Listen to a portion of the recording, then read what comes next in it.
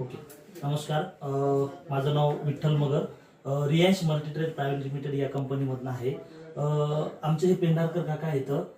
1.5 महिन्यापूर्वी आमच्या अमोल अमानी सरांनी त्यांना अमृत ज्यूस दिलं होतं. तर अमृत ज्यूसमुळे या पेंढारकर काकांना काय काय रिझल्ट आला, त्यांना कुठला आजार होता, आपण त्यांच्या तोंडून ऐकूया. काका, तुमचं नाव सांगा. नमस्कार, माझं नाव रघुनाथ देवदास पेंढारकर. मी आखाडा बाळापूरचा रहिवासी. मला 40 ते 45 वर्षापासून पोटाला, जांघामध्ये सीटला असा खाज होती आणि ते धापडे यायचे, फोडे यायचे. तर 1.5 महिन्यापूर्वी अमोल अमानी यांना मामा म्हणले, हे अमृत ज्यूस घ्या, तुम्हाला रिझल्ट येऊन जाईल.